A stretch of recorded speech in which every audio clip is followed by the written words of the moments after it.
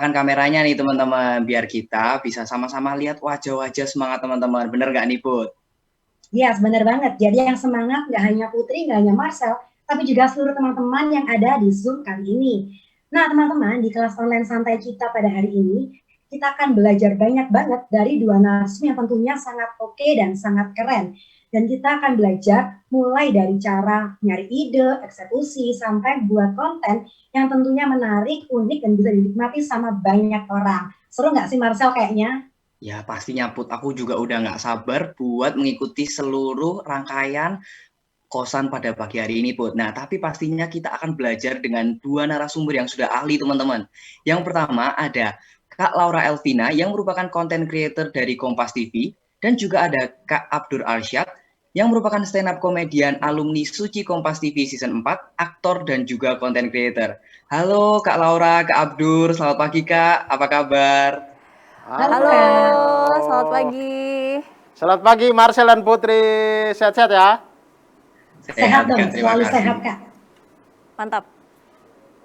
Oke, nah teman-teman sebelum kita memulai sesi kita pada pagi hari ini, ada sedikit informasi nih. Yang pertama, untuk teman-teman semua yang nanti mau bertanya kepada Kak Laura maupun Kak Abdur, itu bisa banget.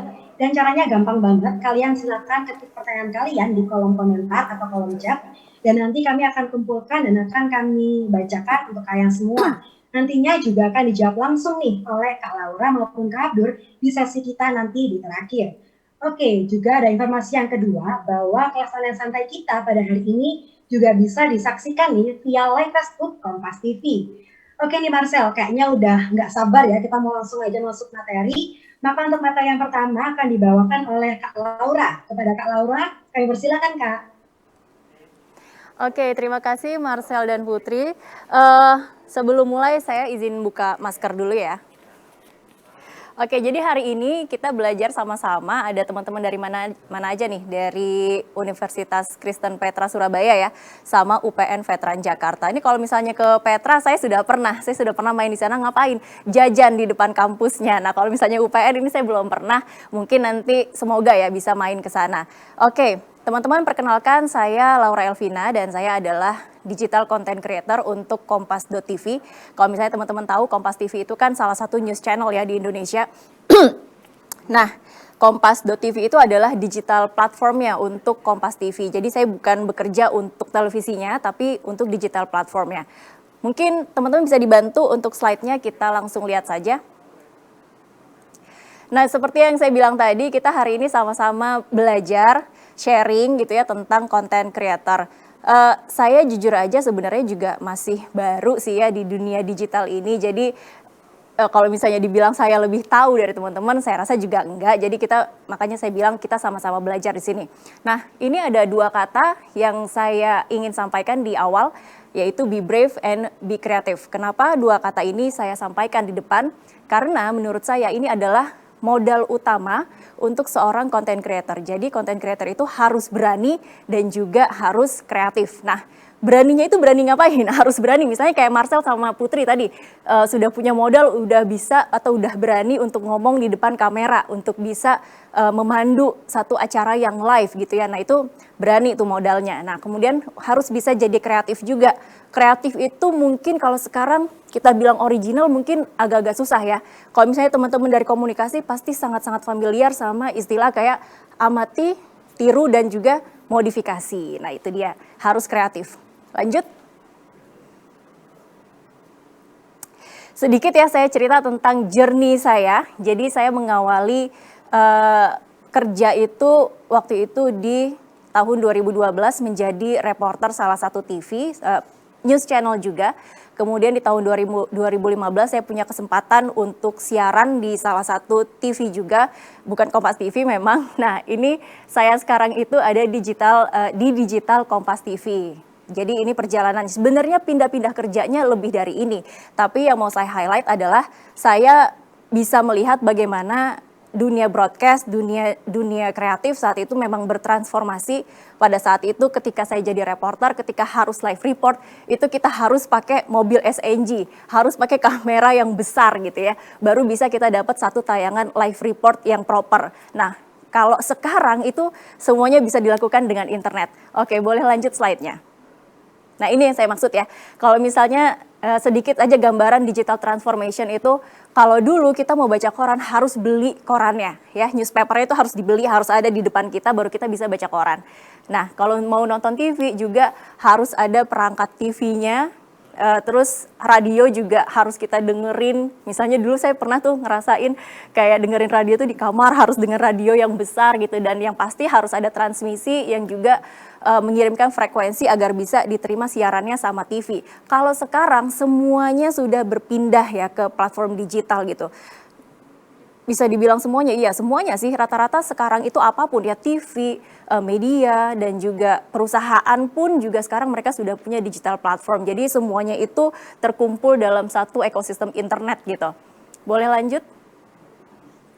Ini ya saya bilang, kalau misalnya teman-teman pasti sadar ya, mau baca berita, mau nonton TV, mau dengerin radio, mau nonton YouTube atau video-video apapun, main sosial media, semuanya dalam satu genggaman smartphone. Semuanya bisa kita lakukan sekarang dengan smartphone. Ini sekilas aja. Lanjut, Mas.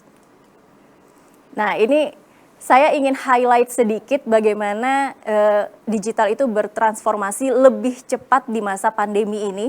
Ini saya capture salah satu dua episode dari programnya Kompas TV, yaitu program Rosi, di mana sebelum pandemi itu program Rosi pasti harus ketemu dengan narasumber untuk bisa kita itu siaran program Rosi gitu. Jadi narasumber itu harus datang ke studio.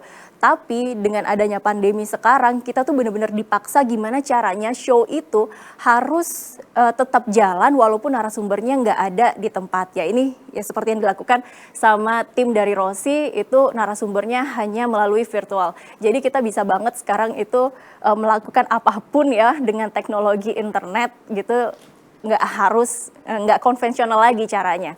Oke, bisa lanjut. Nah ini apa yang saya kerjakan, ini sebenarnya hampir-hampir mirip. Ini sebenarnya kita udah masuk ke platform digital yang saya kerjakan di Kompas TV.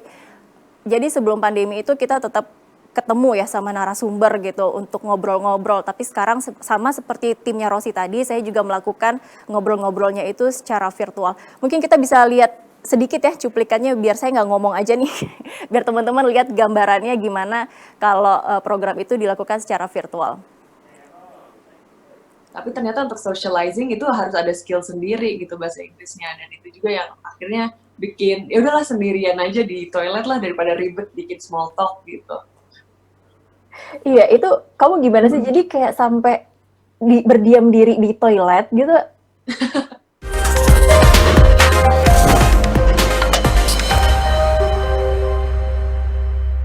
Hai semuanya, balik lagi di Polling Podcast Keliling bersama gue Laura Elvina. Kita masih belum bisa keliling-keliling karena as you know kita masih dalam masa pandemi, jadi Polling masih syuting dari rumah. Di episode kali ini gue pengen ngajak kalian untuk ngobrol-ngobrol sama salah satu WNI yang baru aja lulus dari Harvard University.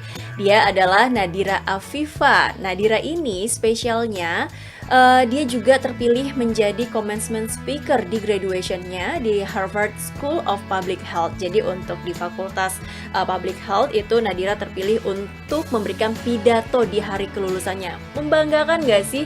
Gue sih bangga ya sebagai orang Indonesia yang melihat Nadira bisa memberikan pidato di depan mahasiswa Harvard yang tentunya itu berasal dari seluruh dunia. Dan kita tahu juga Harvard School juga merupakan salah satu universitas. Ya itu tadi sekilas ya, gimana saya memproduksi sebuah video itu benar-benar sendiri. Jadi di masa pandemi ini, kalau misalnya tadi teman-teman lihat kan bumpernya aja namanya podcast keliling, harusnya itu kita konsepnya itu keliling-keliling untuk nyari atau ngobrol sama narasumber. Tapi di masa pandemi ini nggak bisa, tapi kan show must go on gitu. Jadi iya gimana pun caranya saya harus produksi sendiri di kamar, itu produksinya di kamar hanya menggunakan kamera handphone pada saat itu dan juga Zoom. Jadi dalam keterbatasan kita pun masih tetap bisa untuk produksi walaupun nggak banyak tim yang terlibat, kita masih bisa bikin satu video yang cukup proper saya bisa bilang gitu ya untuk bisa ditayangkan di digital platform. Boleh ditampilkan lagi slide-nya? Kita lanjut. Nah ini kita masuk ke tentang content creator. siapa sih content creator itu? Content creator ya sudah pasti ya, kalau misalnya kita translate gitu pasti artinya adalah pembuat konten. Nah ini pembuat konten di mana aja? Sebenarnya itu pembuat konten ini sudah ada ketika di media konvensional. Misalnya kalau misalnya di TV dulu itu saya disebutnya mungkin produser gitu ya, produser. Nah kalau misalnya di web itu biasanya disebut dengan content writer. Kalau di sosial media banyak sebutan ya, content creator, influencer, tapi basicnya mereka adalah pembuat konten. Dan juga YouTube udah pasti ya, karena kita sangat-sangat kenal dengan orang-orang yang membuat konten di YouTube itu disebut sebagai content creator. Tapi mau dia platformnya TV, web gitu, terus sosial media, ataupun YouTube atau platform lainnya, itu kalau misalnya dia mengisi sebuah konten, itu disebut dengan pembuat konten. Gitu teman-teman. Oke, bisa lanjut. Nah ini saya sedikit memperkenalkan apa yang dilakukan sama Kompas TV Digital. At least ini adalah yang saya kerjakan. Jadi saya nggak cuma ngerjain konten-konten seperti polling tadi atau yang ngobrol-ngobrol, tapi ada beberapa konten juga seperti konten-konten yang 1 menit atau 2 menit, kemudian paket-paket berita, dan juga kayak paket on cam tapi dengan grafis gitu. Mungkin kita bisa lihat dulu yang pertama. Video kedua bisa di play.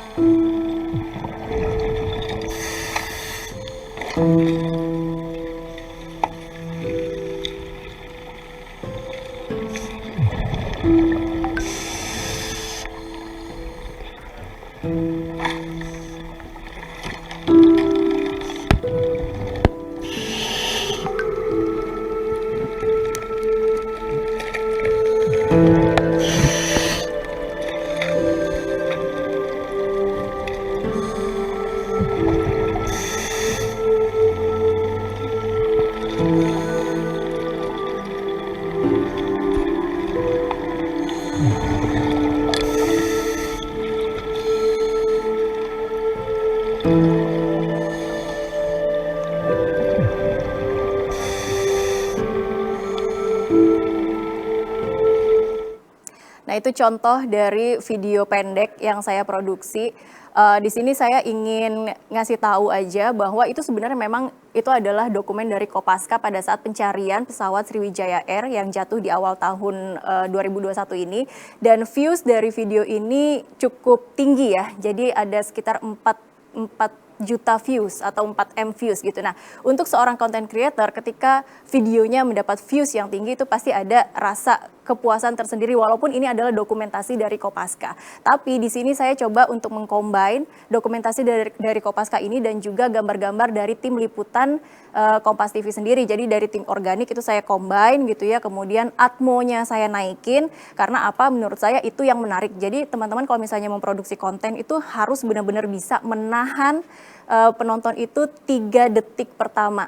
Nah ini kan waktu itu videonya atau beritanya itu lagi trending banget di mana orang-orang itu menunggu bagaimana update dari pencarian Sriwijaya Air. Kemudian muncullah video ini yang saya yakin sebenarnya media lain pun juga sama dapat dokumentasi dari Kopaska ini. Tapi gimana caranya kita harus bisa lebih cepat dari media lain. Itu penting ya. Ketika kita ingin menjadi trending di platform khususnya YouTube gitu, kita harus bisa lebih cepat dari media-media yang lain untuk bisa menampilkan berita yang paling update gitu. Nah ini yang saya lakukan, kemudian saya kasih musik gitu. Karena kalau misalnya video aslinya itu tidak ada musiknya ya, karena ini berita sedih, jadi kita kasih musik untuk bisa biar orang-orang tuh juga kebayang gitu bagaimana ya suasananya di dalam laut, atmonya juga saya naikkan gitu. Nah teman-teman, kadang-kadang ketika kita memproduksi sebuah konten itu tidak selalu gambarnya itu kita punya. Kalau misalnya kita mau ambil dari YouTube, udah pasti kita kena copyright strike ya. Kita nggak bisa sembarangan ambil gambar dari YouTube atau ya dari channelnya orang lain gitu. Nah, apa yang saya lakukan ketika benar-benar tidak ada gambar video yang bisa saya pakai untuk membuat konten, itu biasanya saya ambil foto.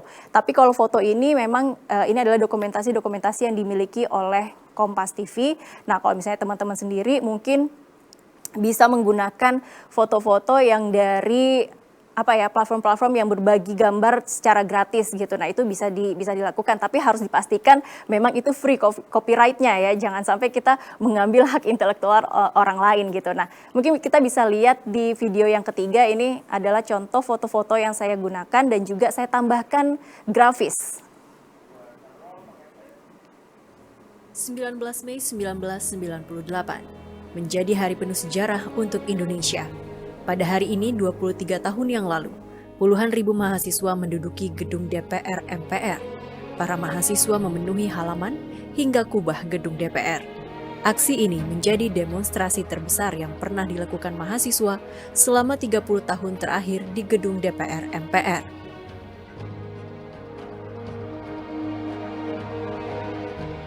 Secara bergelombang, ribuan massa mahasiswa berdatangan dari sejumlah kampus, menyusul ketua kampus yang sudah bermalam terlebih dahulu di gedung DPR MPR. Demo mahasiswa di gedung DPR ini adalah rangkaian dari unjuk rasa besar dengan tuntutan reformasi meminta Presiden Soeharto untuk mundur dari jabatannya dan dilaksanakannya sidang istimewa MPR. Saat itu, para mahasiswa tidak sendirian. Sejumlah tokoh yang tergabung dalam gerakan reformasi nasional juga mendatangi kompleks parlemen. Pada sore hari sekitar pukul 15.20 waktu Indonesia Barat, massa mahasiswa dan sejumlah tokoh nasional mendapat kejutan. Bagai petir di siang bolong, pimpinan DPR MPR yang diwakili Harmoko saat itu meminta Soeharto untuk mundur. Oke, jadi itu adalah contoh dari bahwa tidak harus video ya yang harus kita create di dalam satu digital platform. Foto-foto pun juga bisa berbicara lebih keras gitu dari foto. Bagaimana kita bisa melihat sejarah, tidak hanya dari video, tapi foto-foto pun bisa berbicara. Saya tambahkan dengan beberapa grafis seperti tulisan dan juga mungkin tadi ada foto Presiden Soeharto yang kita crop gitu untuk muncul gitu. Jadi kreativitas itu harus dimunculkan dalam keterbatasan yang mungkin kita tidak punya videonya. Mungkin teman-teman kayak aduh gimana ya, saya pengen produksi satu berita tapi saya nggak punya gambarnya gitu. Jadi banyak hal yang bisa dilakukan, combine dengan grafis, combine dengan on cam gitu. Nah, untuk video yang selanjutnya ini saya mau kasih lihat bagaimana saya memproduksi video itu benar-benar nggak ada gambarnya, hanya dengan grafis aja. Jadi saya modalnya cuma on cam dan juga research. Ya, saya research materinya, saya bahas tentang Centella asiatica, saya bahas tentang Centella asiatica itu apa, manfaatnya apa gitu. Hanya dengan on cam saja, saya nggak punya gambar Centella asiaticanya, tapi tetap kontennya jadi. Mungkin kita bisa play ya video yang keempat. Hai, saya Laura Elvina dan hari ini kita akan bahas tuntas tentang Centella asiatica. Sejak 2 atau 3 tahun yang lalu, Centella asiatica sudah banyak digunakan untuk ingredients utama dalam skincare. Tapi untuk 3 tahun yang lalu, skincare yang paling banyak menggunakan Centella asiatica adalah skincare dari Korea. Sekarang, skincare lokal pun juga semakin banyak yang menggunakan Centella asiatica. Tapi, kalian tahu nggak sih sebenarnya apa itu Centella asiatica? Kalau dari bentuk, seperti ini, berwarna hijau dan tanaman ini adalah tanaman liar yang mudah ditemui atau banyak ditemui di area perkebunan, di pinggir jalan, dan juga di pematang sawah. Tanaman ini sudah lama dikenal sebagai tanaman herbal dan banyak ditemukan di Asia Tenggara, termasuk Indonesia, kemudian India, Cina, Jepang, dan Australia. Khasiat Centella asiatica juga sudah banyak diteliti dan ditulis dalam jurnal kesehatan di banyak negara. Tidak hanya khasiat untuk kulit, tetapi juga untuk kesehatan organ tubuh lainnya.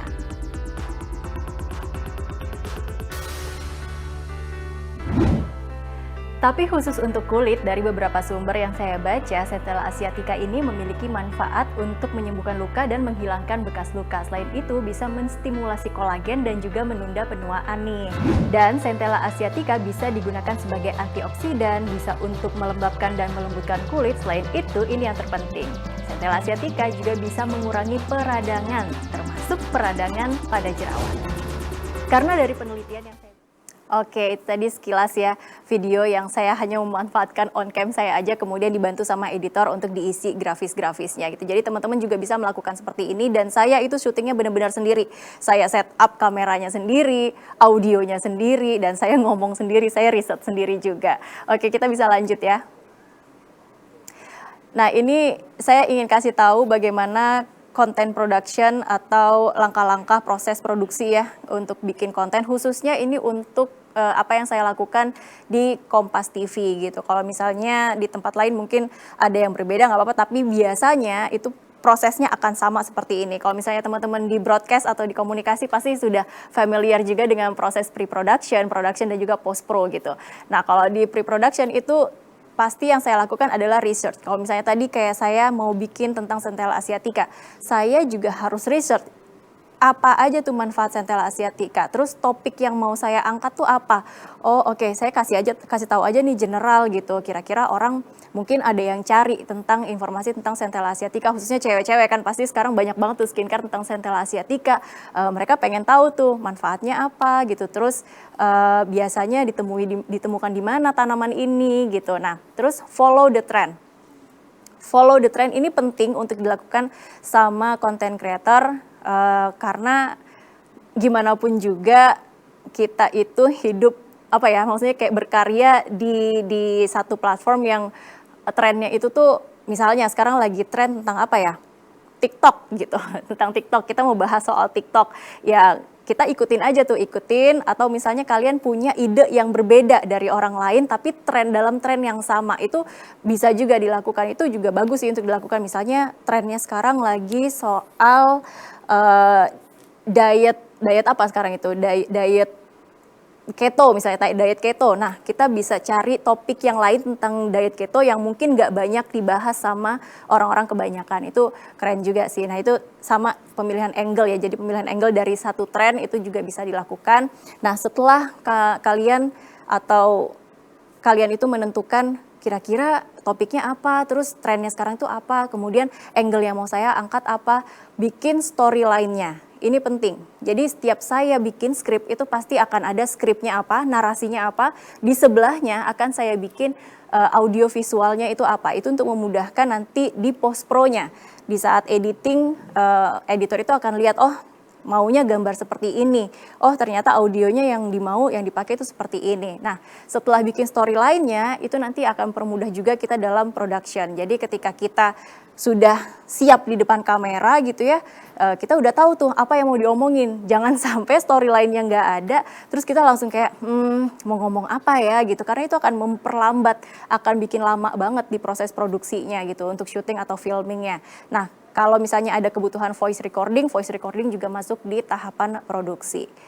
Kemudian di tahapan post pro, ya seperti biasa ada editing, preview, revisi, final preview. Nah ini menurut saya adalah tahapan yang cukup challenging, apalagi kalau misalnya kita harus bikin konten yang ada paid partnership-nya, yang ada kliennya gitu ya. Nah kadang itu revisi itu bisa berkali-kali gitu loh. Jadi pastikan di saat di tahap preview, teman-teman misalnya sekarang teman-teman sudah ada nih jadi content creator di YouTube atau di sosial media. Pasti kalian akan ketemu nanti sama klien, nggak cocok nih, maunya direvisi. Nah pastikan itu briefnya dari awal sebisa mungkin, seminimal mungkin untuk bisa direvisi. Jadi kalaupun revisi itu revisinya minor gitu. Jadi bukan major revisi gitu. Oke, editing, preview, revisi, final preview. Kalau misalnya sudah oke, kita di tahapan upload. Nah, karena saya itu di digital platformnya Kompas TV, jadi on air-nya itu tidak di TV, tapi benar-benar saya upload untuk naik ke website dan juga ke YouTube-nya Kompas TV. Oke, lanjut. Nah, ini saya ingin sampaikan 4 hal ini sangat-sangat penting gitu ya. Kenapa penting? Dalam dunia jurnalistik khususnya 5W1H itu tidak bisa ditinggalkan ya, itu benar-benar yang harus jadi dasar gitu loh teman-teman dalam pembuatan konten. Sebenarnya nggak harus dalam dunia jurnalistik juga sih, misalnya kalian mau bikin konten yang lebih menghibur atau seperti tadi ya tentang explanatory tentang skincare, misalnya tentang make up atau tentang travel. Pasti ketika kalian bikin vlog, pasti kalian akan kasih informasi kan tentang siapa kamu, kemudian kamu lagi di mana, kemudian apa yang kamu lakukan di sana, dan ada apa aja di sana, dan hari ini tuh jam berapa. Pasti itu kan, kalau misalnya kayak travel vlogger gitu pasti akan kasih tahu, hai saya Laura, saya sekarang lagi ada di Pantai Kuta Bali, dan saat ini kita sedang menunggu sunset di jam 18 waktu Indonesia Tengah gitu ya kan. Jadi orang itu kebayang oh di sana itu sore, kalau sore itu suasananya seperti itu. Jadi ini sebenarnya dasar sih mau kalian bikin produk jurnalistik ataupun tidak. Oke. Nah, kalau misalnya kita upload, tadi saya bilang ketika kita sudah final preview itu pasti kita akan upload. Nah, upload ini SEO menjadi penting. Teman-teman pasti tahu ya, sudah banyak banget mendengar tentang SEO di dunia digital gitu. Jadi keyword itu people, place, things, sebenarnya hampir sama sih kayak 5W1H, tapi ini benar-benar kita implementasi di dunia digital gitu. SEO, keyword yang paling banyak dipakai sama orang-orang atau paling banyak dicari sama orang-orang di mesin pencari itu harus benar-benar kita pikirkan. Kira-kira apa ya kalau misalnya saya mau tahu tentang Centella asiatica, keywordnya yang akan dicari orang apa ya? Nggak mungkin dong tentang apa? Tentang air mineral gitu, nggak mungkin. Pasti orang carinya akan tentang skincare, oke, tentang Centella asiatica. Jadi itu adalah kata-kata yang harus ada di dalam judul, di bagian deskripsi, ataupun di bagian tagging. Nah ini tagging yang ketiga ya, hashtag atau tagging itu adalah kata-kata yang harus muncul gitu di konten kalian, di deskripsinya, di judul ataupun di tagging. Nah yang keempat ini penting juga, dimana ketika kita sudah upload videonya kita harus review lagi. Ya, dalam 24 jam biasanya saya dalam 24 jam itu pasti saya lihat kok kenapa ya viewsnya kecil. Walaupun views itu sebenarnya yang kesekian, tapi kan ketika kita masuk ke dunia digital gitu pasti kita akan berpatokan sama oke, viewsnya kecil.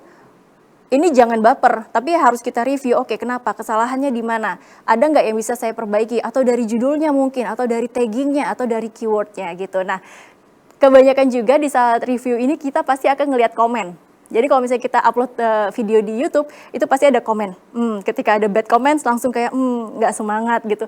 Saya udah berkali-kali banget ya dapat bad comments gitu ketika on cam gitu, terus ada bad comments dari netizen gitu ya nggak apa-apa, itu sebagai oh ya berarti ini yang harus saya kurangi, oh ini yang bisa saya tambahkan gitu. Jadi itu sebagai masukan dan juga kritik gitu aja sih. Jangan baper. Oke lanjut. Oke ini materi terakhir ya. Mau menjadi content creator, apa yang harus dilakukan? Udah pasti kita harus cari idenya. Harus ada idenya. Kalau nggak ada, ya apa yang mau kita lakukan gitu ya. Setelah ide, kita harus targeting. Audiens kita siapa? Misalnya teman-teman yang cewek, saya mau ngomongin soal, mau bikin channel tentang make up misalnya. Ya nggak apa-apa. Berarti targetnya siapa? Targetnya cewek yang suka make up atau cowok yang suka make up gitu kan. Nggak mungkin anak kecil yang umur 2 tahun misalnya, karena mereka kan pasti akan ngelihatnya kartun gitu. Nah, jadi targetnya itu harus sesuai. Nah, setelah tahu targetnya siapa, usianya berapa, gendernya apa, baru kita lakukan branding. Nah, branding ini harus sesuai dengan target yang mau kita sasar, agar nanti audiensnya itu benar-benar niche, benar-benar terbentuk siapa yang mau kita sasar. Nah, setelah itu kita juga harus lihat-lihat sebelah nih. Oh, kira-kira channel sebelah bikin apa ya?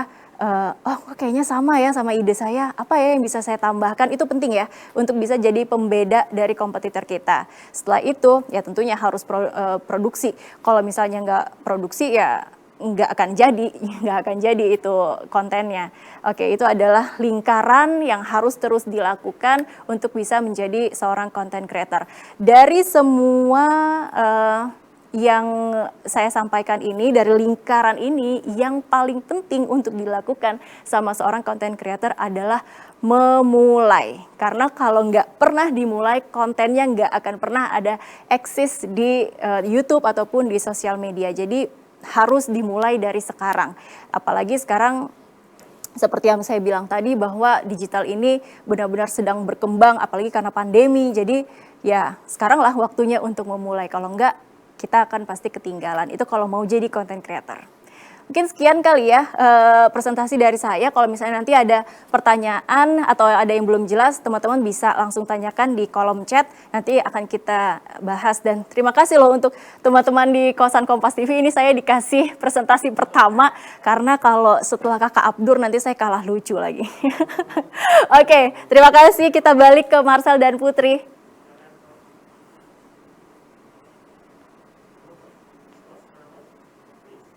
Oke, terima kasih banyak untuk Kak Laura untuk materinya. Wah, buat aku sangat bermanfaat banget ya karena kembali diingatkan untuk bisa berani dan juga kreatif untuk membuat konten. Kalau kamu sendiri gimana nih Marcel? Bener banget nih Put.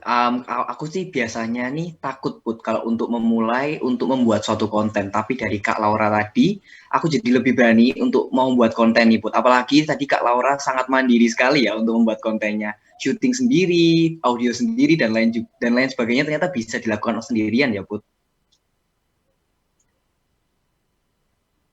Yes, bener banget. Jadi udah nggak ada alasan ya kayaknya untuk nggak berani memulai untuk bikin konten.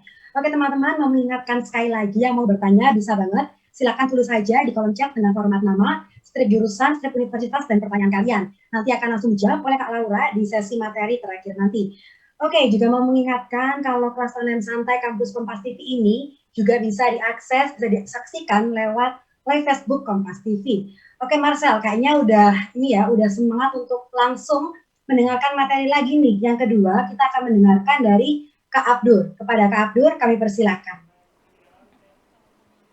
Ya, terima kasih Putri dan Marcel. Luar biasa sekali ya. Teman-teman, ini pertama kalinya nih saya... Sebentar saya buka masker dulu biar saya ganteng sekali. Wih, saya baru cukur kumis soalnya. Jadi kalau tidak buka masker tuh kumisnya tidak kelihatan ya. Agak rapi kan lah ya. Nah teman-teman, ini saya baru pertama kali nih membawa materi sesuatu yang saya tidak melihat orangnya nonton atau tidak gitu ya. Bahkan kalau kalian buka kamera, kemudian biasa kita bisa lihat kan thumbnail-thumbnailnya kecil-kecil, ini sama sekali saya tidak bisa lihat kalian sama sekali. Jadi kalau kalian di situ entah kalian perhatikan atau kalian sedang mengikuti rapat Sumpah Pemuda juga saya tidak tahu. Saya tidak tahu sama sekali. Tapi mudah-mudahan ini tidak mengurangi kehangatan kita pada pagi hari ini. Dan langsung saja saya akan membawakan materi yang saya tidak pernah. Jadi kalau tadi Putri di jurusan broadcasting saya tidak salah dengar tadi. Saya tidak ada background di ilmu komunikasi atau di jurusan-jurusan ilmu sosial ya. Jadi saya basicnya pendidikan matematika. Kemudian yang hari ini saya tuliskan di pemaparan materi saya ini adalah berdasarkan pengalaman. Jadi saya tidak tahu teorinya seperti apa di bangku kuliah, cuman ini berdasarkan pengalaman yang saya jalani selama ini. Saya mengambil ini tema tentang puting. Gimana sih bahasa Inggrisnya itu ya? Ya menaruh sosial isu begitu ya. Kok saya kaget tidak enak ya? Kenapa saya pakai kata-kata ini juga ya? Ya begitulah ya, puting sosial isu. Nah, begini kenapa saya mengambil ini? Karena ini sangat kaitan dengan komedi sebenarnya. Sosial isu dengan komedi itu sebenarnya erat kaitannya. Dan itu juga yang membuat teman-teman kalau mungkin ada yang mengikuti saya di stand up komedi ataupun yang mengikuti saya di sosmed dan di YouTube, konten-konten saya itu berkisar tentang ini. Jadi sosial isu dan komedi, isu sosial dan komedi. Karena dua hal ini itu sebenarnya mempunyai komponen-komponen yang sama. Kita bisa lihat komponen-komponennya. Boleh next, Mas. Nah, ini komponen pada isu sosial dan komedi. Jadi di isu sosial itu ada apa Mas? Yang pertama, kontradiksi. Jadi di isu sosial itu ada kontradiksi, di komedi itu juga ada kontradiksi. Sama. Isu sosial itu misalkan kayak orang kaya makin kaya, yang miskin makin miskin.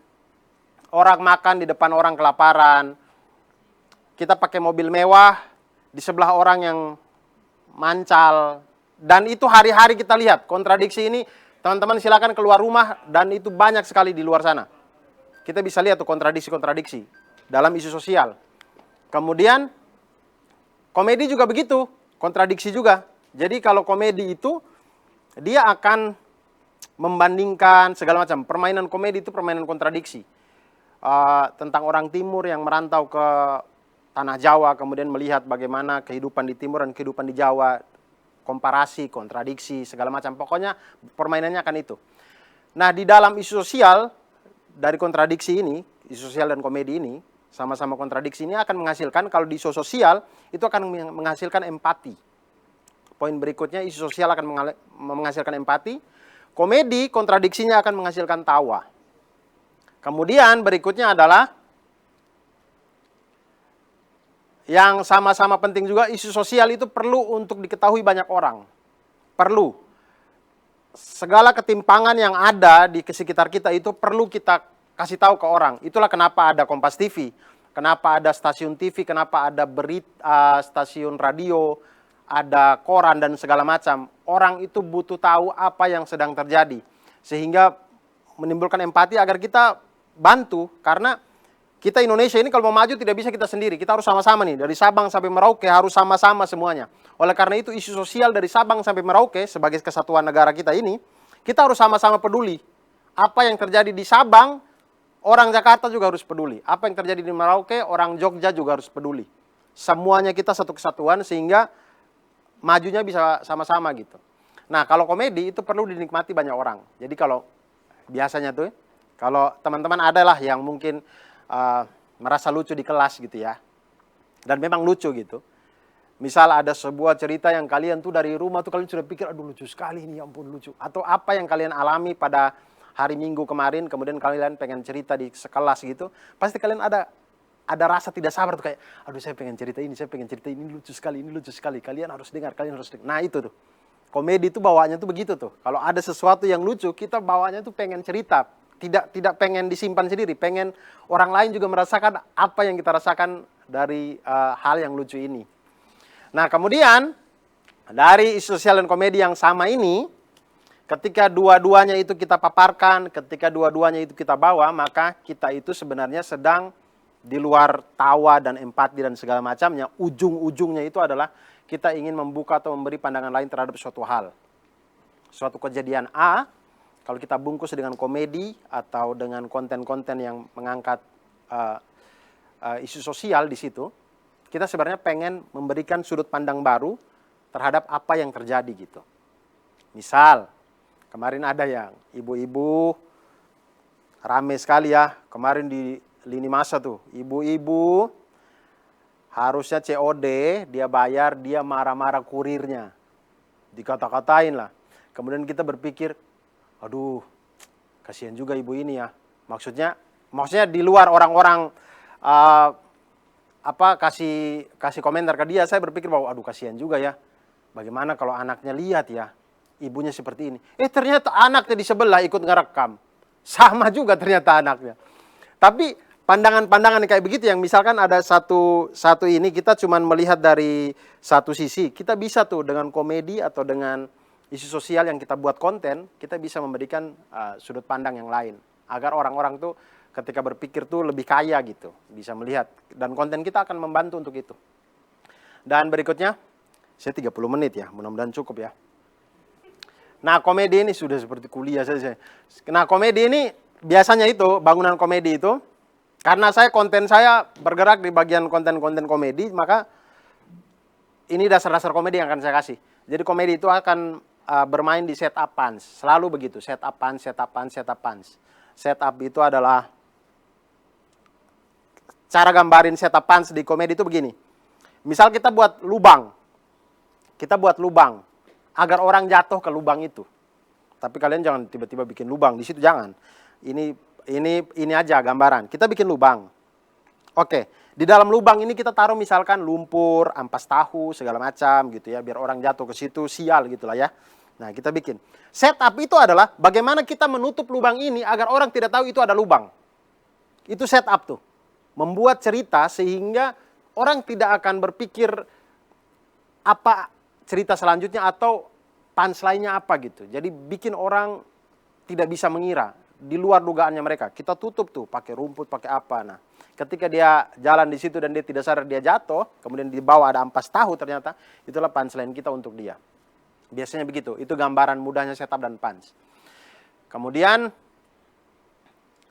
ini ada waktu saya bikin, saya dulu pernah bikin tesis saya tentang berpikir matematis komedian dalam menyusun bahan komedi, studi kasus pada stand up komedi Indonesia.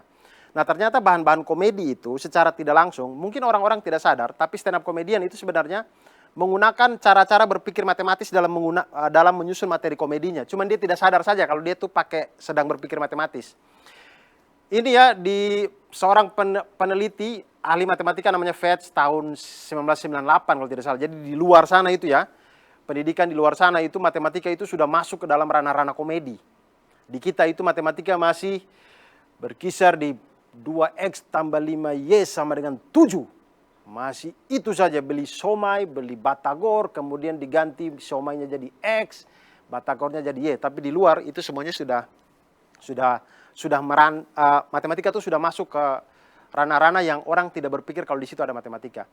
Ini salah satu contoh joke yang dia bikin. Setupnya itu adalah Martin dan Ursula sedang duduk bercerita. Namanya saya ganti nih, namanya nama-nama Rusia gitu saya susah sebut. Jadi saya ganti dengan Martin dan Ursula ya. Sedang duduk bercerita. Teman mereka, Kopong, mengirimkan sebuah kotak berisi 10 permen. Dengan catatan kecil untuk keduanya. Dalam catatan tersebut, Kopong mengatakan agar mereka membagi permen tersebut, 7 permen untuk Martin dan 7 permen untuk Ursula. Di dalam kotak ada 10 permen, 7 permen untuk Martin dan 7 permen untuk Ursula. Kemudian Martin bertanya kepada Ursula, "Woi, bagaimana nih cara kita membaginya? Saya tidak mengerti." Ursula kemudian menjawab, punchline-nya, "Saya juga tidak mengerti, tapi saya sudah makan 7 permen bagian saya." Nah ini dibuat tahun 1998 di penelitian oleh seorang ahli matematika namanya Fetch.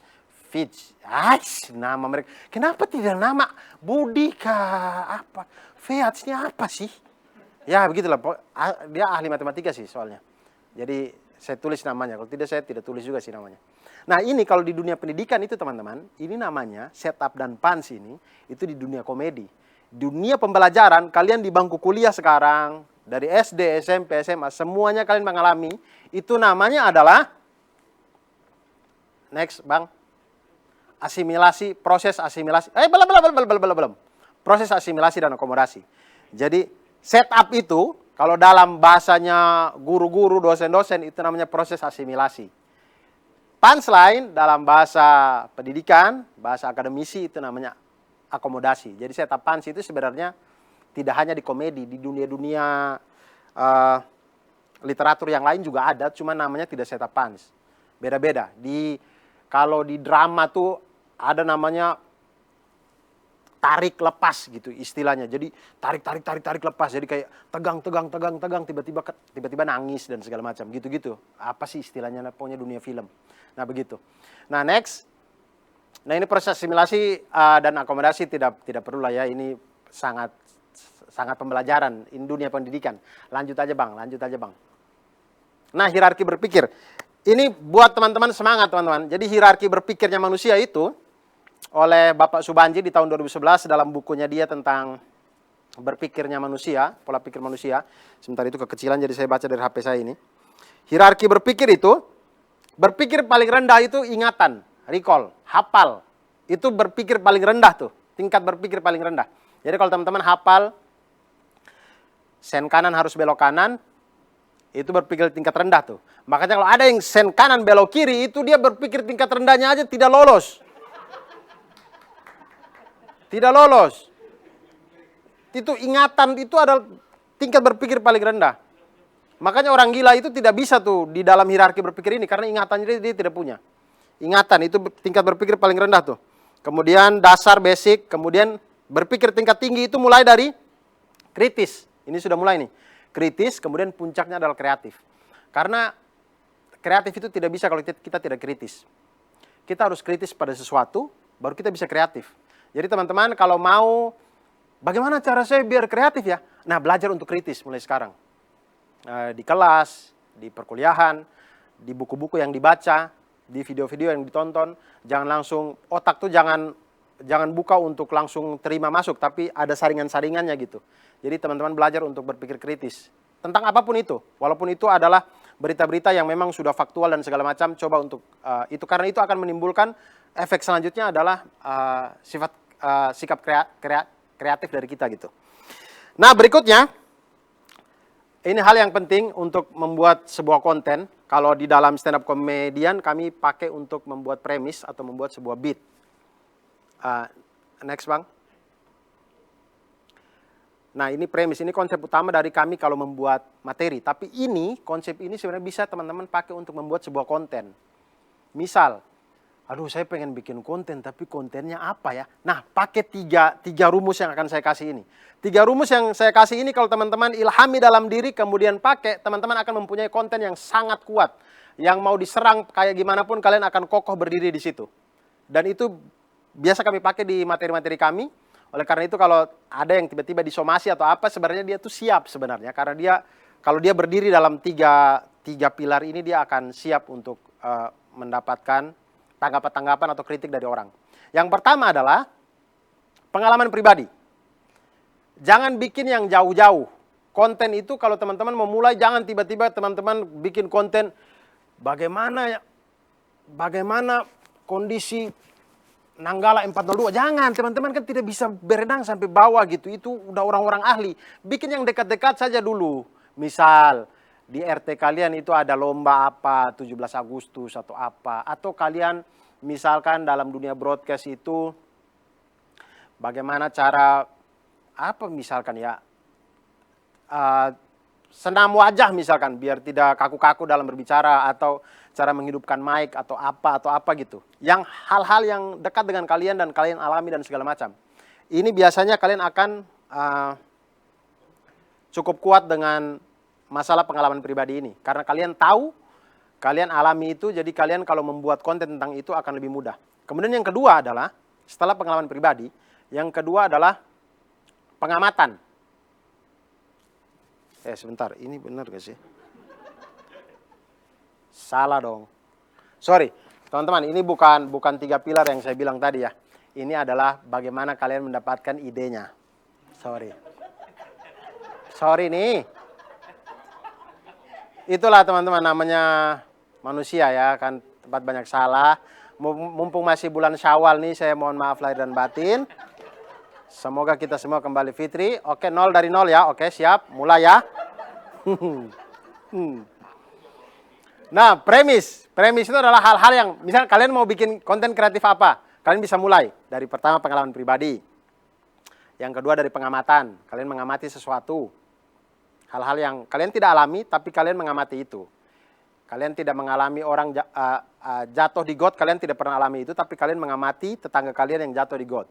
Jadi orang jatuh di got, tidak kalian tolong, tapi kalian amati demi konten. Ya, itu terserah, pilihan kalian lah ya. Pokoknya, kalian boleh pengamatan. Dan yang ketiga adalah, ini agak susah, tapi dia masuk, tapi agak susah. Tragedi. Karena kalau dalam komedi, ya saya rasa di konten juga kita pakai, kecuali konten berita. Kalau konten berita itu tragedi ya dia harus beritakan langsung. Tapi kita berbicara dalam masalah konten, kalau teman-teman kerja di stasiun TV yang berita atau apa, atau kanal-kanal berita boleh. Tapi kalau teman-teman di entertain atau misalnya entertainment yang menghibur, channel kalian adalah channel menghibur dan segala macam, saya tidak menyarankan untuk sebuah tragedi kemudian kalian langsung membuat itu sebagai konten hiburan. Jangan. Karena dalam komedi itu ada tragedi plus time baru sama dengan komedi. Jadi kalau tragedi belum ditambah waktu, dia tidak bisa tuh jadi komedi. Jatuhnya orang kesal dengan kita, orang tersinggung dengan kita. Misal contoh, teman-teman dulu SMA, mungkin ada yang tidak lulus. Kalau di hari itu juga waktu dia terima amplop dan dia tidak lulus, kemudian dia diejek, mungkin dia bunuh-bunuh orang di situ. Mungkin. Tapi kalau dia terima, sudah kita kasih tenang dia. 5 tahun kemudian baru kita ejek dia akan ikut ketawa. Karena tragedi yang dialami itu sudah ditambah waktu, sudah ada sembuhnya, baru kita kasih komedi. Nah memang ada, teman-teman akan temukan konten-konten, ya di kalangan stand up comedian juga ada, yang tragedi hari ini besoknya langsung bikin beat, langsung stand up tentang itu. Ya itu pilihan ya manusia, namanya juga ya kita tidak bisa atur orang juga. Cuman saran saya adalah jangan langsung dibikin teman-teman, jangan langsung dibikin. Tragedi itu biarkan orang, karena hidup nih jadilah manusia. Jangan seolah-olah karena kita ingin menghibur orang kemudian kita tidak jadi manusia. Manusia itu ada waktu sedih, ada waktu ketawa, ada waktu menangis, ada waktu bahagia. Jadi jadilah manusia. Kalau sedih ya udah sedih. Jangan dipaksa-paksa untuk orang untuk ketawa gitu. Biarkan sedih.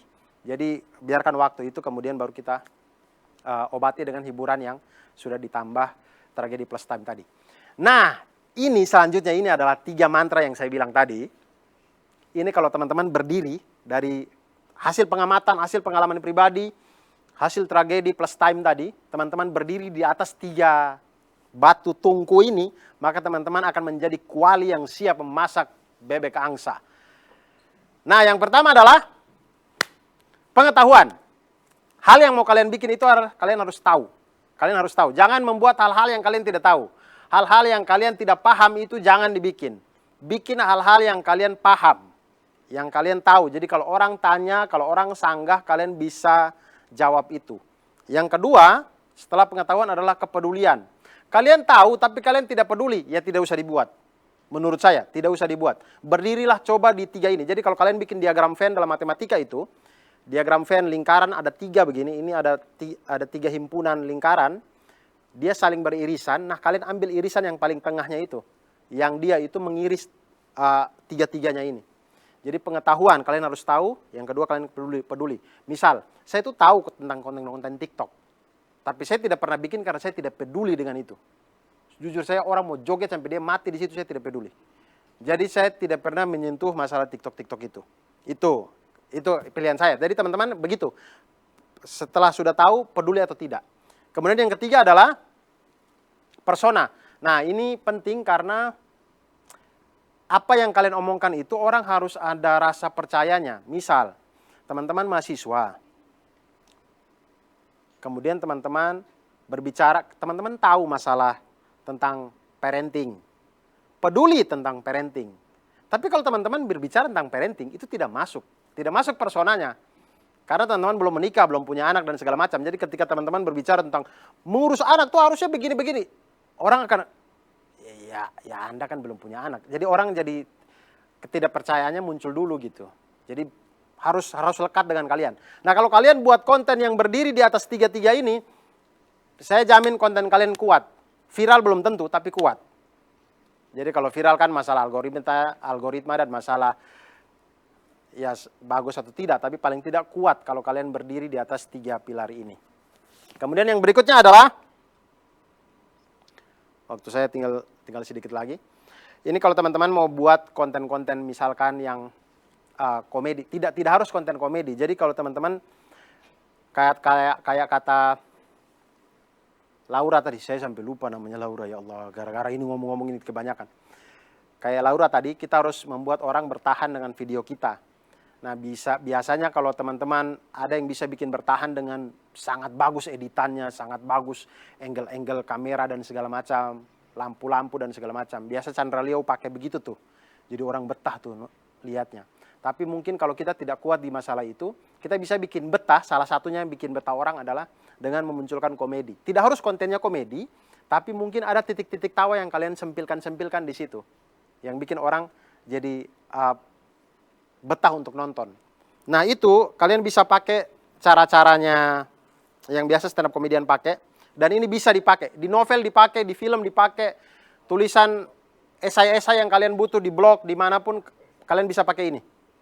Yang pertama adalah, cara tekniknya itu yang pertama adalah jenisnya adalah hiperbola. Kebanyakan majas emang ini yang kita pakai hiperbola itu melebih-lebihkan sesuatu. Jadi kalau teman-teman menulis sesuatu itu kalian bisa melebih-lebihkan. Misalkan kayak, aduh teman saya itu, si Andi itu jomblo, lama sekali. Dadanya itu kosong. Saking kosongnya oksigen masuk, oksigen mati. Nah itu tuh hiperbola tuh. Melebih-lebihkan sesuatu. Itu majas. Teman-teman bisa pakai untuk menimbulkan titik tawa. Kemudian berikutnya adalah personifikasi. Teman-teman tempelkan sifat manusia kepada hal yang bukan manusia. Jadi kalau teman-teman biasa, mungkin pernah nonton Viko Fahriza waktu di season 2, stand up comedy Kompas TV season 2, waktu dia menghidupkan bagaimana tutup botol dan botol, bagaimana robot. Jadi kita menempelkan sesuatu, kita menempelkan sifat manusia kepada hal yang bukan manusia. Nah itu bisa personifikasi untuk menimbulkan titik-titik tawa. Kemudian berikutnya adalah analogi dan komparasi. Jadi kalian menganalogikan hal, biasanya ini kalau kalian, ini sangat dipakai kalau kalian membuat konten yang tentang isu sosial. Karena ini paling mudah menurut saya, analogi dan komparasi. Karena kalau kita membuat isu sosial, sebuah konten, menjadi sebuah konten. Kita melucukan untuk di sini itu agak susah. Saya pribadinya agak susah melucukan di sini. Saya biasanya analogi ke sesuatu yang lebih rendah atau sesuatu yang lebih remeh, baru saya main komedinya di sini. Jadi yang di sini saya tidak ganggu gugat. Sosial isunya tetap sosial isu seperti itu, tapi saya tarik analoginya ke apa, ke semut atau ke sepatu atau ke apa. Nah, semut atau sepatunya itu yang saya komedikan. Jadi tidak akan mengganggu gugat si isu sosialnya gitu. Biasa, dan kita komparasi. Ya begitu. Kemudian berikutnya adalah what if, jika maka. Jadi kalau teman-teman bisa, biasanya itu di dongeng-dongeng, atau ini dari dulu kita sering baca cerita-cerita di buku-buku kalau kita SD ya. Kayak orang-orang yang mulai dengan bayangkan jika, bagaimana kalau. Nah ini biasanya awal-awal kalimat orang what if. Nah kalimat teman-teman juga bisa what if untuk konten video atau apa gitu. Kalau hal yang butuh di what if, bagaimana kalau misalkan angka COVID di Indonesia ini ternyata cuma 10 misalkan. Bermain what if di situ segala macam. Kemudian berikutnya adalah satir dan sarkas. Ini saya pribadi agak sulit ya. Jadi satir dan sarkas ini bermain di garis yang agak sulit. Jadi kalau kita bagus jatuhnya komedi, tapi kalau kita tidak bagus jatuhnya cuma nyinyir. Jadi satir dan sarkas ini majas dalam bahasa Indonesia yang menurut saya agak sulit kita pakai. Tapi bisa kalau dicoba dan berhasil itu bagus banget jadinya. Jadinya tuh bagus banget. Orang tuh tersentil dan ketawa. Tapi kalau bermainnya kita bikin satir dan sarkasnya tidak pas, orang kesentil doang, tapi tidak ketawa malah tersinggung begitu biasanya. Dan berikutnya yang terakhir adalah absurd. Ini sudah aneh saja ya. Yang penting aneh saja itu absurd. Absurd itu sudah tidak ada teorinya, pokoknya aneh saja. Videonya misalkan makan tiba-tiba terbang. Biasa Babe Cabita tuh, makan tiba-tiba kepala putus. Nah itu absurd, udah itu tidak ada teorinya. Bagaimana logikanya absurd? Sudah tidak ada. Absurd itu tidak bisa kita, pola berpikirnya tidak bisa kita bagan-bagankan di matematika, tidak bisa. Itu sudah aneh saja udah gitu. Kalau teman-teman nyaman dengan itu juga boleh. Nah berikutnya adalah teknik-tekniknya. Kalau teman-teman mau bikin di video juga bisa. Teknik-tekniknya itu yang pertama ada diksi. Jadi bikin skrip. Kalau mau berbicara atau apa, bikin skripnya. Kalau ada diksi yang kayaknya untuk menggambarkan ini diksinya ini deh. Diksi itu ngaruh tuh. Kayak biasa di komedi itu kami biasa memilih diksi yang belakangnya konsonan. Itu biasanya lebih mukul. Pengucapannya lebih enak, lebih mukul, jadi lebih enak. Misalkan kayak wafat. Wafat itu kalau kita pakai mati, itu kayak di dalam stand up tuh mati. Kayak kurang. Tapi kalau kita pakai meninggal, itu enak tuh. Meninggal. Kayak ada tekanannya. Nah pemilihan-pemilihan diksi itu biasanya tuh ngaruh juga gitu teman-teman. Kemudian berikutnya adalah rule of three. Biasanya lucu-lucu. Tidak lucu. Rule of three. Aturan 3 biasanya begitu. Kalau teman-teman mengucapkan sesuatu yang itu berlist gitu. Dia list daftar gitu.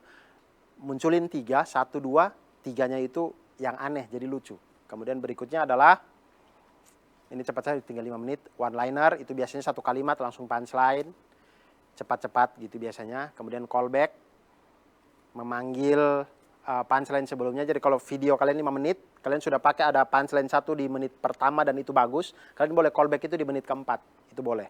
Tapi pastikan itu lucu. Kalau tidak lucu kalian callback, tidak lucunya jadi 2 kali gitu.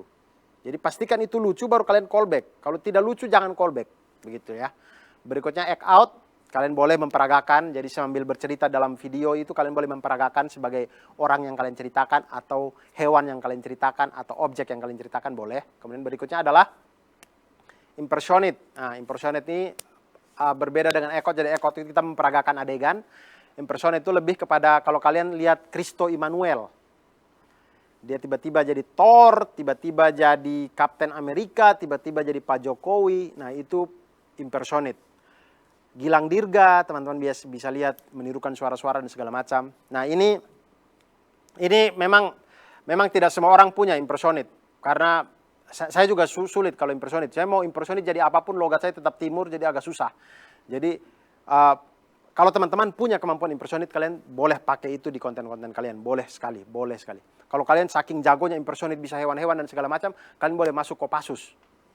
Itu butuh sekali. Jadi Kopassus itu ada tim-tim yang memang mereka tuh survival di hutan tuh yang bisa menyamar jadi burung beo, jadi apa. Kalian nontonlah Semarak Satria, nanti ada di situ. Oke, berikutnya. Tapi saya sudah tidak jadi host di situ ya. Tidak usah ditonton. Nah, ini dalam tesis saya pada waktu berpikir matematis komedian itu, salah satu contohnya itu saya ambil dari beat Pak Irfan Karta tahun 2014 tentang cappuccino. Jadi Pak Irfan Karta ini backgroundnya itu dia dosen kimia, dia bikin beat begini setupnya. Sebagai saintis, hidup saya penuh dengan hitung-hitungan. Bahkan kalau ke kafe, saya tidak pernah pesan cappuccino, karena cappuccino yang baik terdiri dari sepertiga kopi, sepertiga susu, dan sepertiga busa. Dan busa itu setengahnya adalah angin. Jadi hitungannya, kalau harga cappuccino 20.000, maka 20.000 dikali 0,5 dikali 0,33, maka 3.300 kita bayar angin. Punchline-nya, kalau cuma mau angin, di pom bensin gratis. Nah, ini kebetulan karena Pak Irfan Karta dosen dan segala macam, beatnya memang sangat matematis sekali. Tapi kalau ini kita jabarkan, nextnya Bang.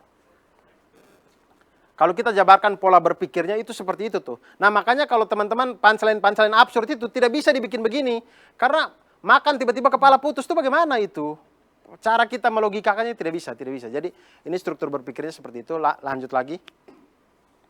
Ini ada lagi struktur logika. Jadi teman-teman kalau memang tidak semua materi, tapi ada beberapa komik yang secara tidak sadar ketika dia membuat sebuah materi itu, dia sebenarnya membuat argumen-argumen valid yang kita tidak bisa bantah. Dalam secara tabel kebenaran logika matematika itu, argumennya valid, tidak bisa kita bantah. Dan ini salah satu contohnya, tidak semua, tapi memang salah satu contohnya ada di beatnya Semi tahun 2013 tentang pendidikan Finlandia. Di sini dia bilang pendidikan terbaik salah satunya di Finlandia. Di sana tidak ada PR, hampir tidak ada PR. Tapi bisa menghasilkan pembalap-pembalap yang hebat. Mika Hakkinen, Kimi Räikkönen, semuanya dari Finlandia. Kenapa mereka bisa juara F1? Punchline-nya, karena mereka nyetirnya fokus, tidak mikirkan PR. Nah, ini mungkin kalau ketika di bawah ya sudah gitu. Tapi kalau ini kalian jabarkan di dalam tabel kebenaran matematika, kalian tidak bisa membantah kevalitan dari argumennya Semi ini. Kalau kita bikin dalam tabel kebenaran, next. Alur logikanya, ini premisnya, langsung aja Bang, lanjut.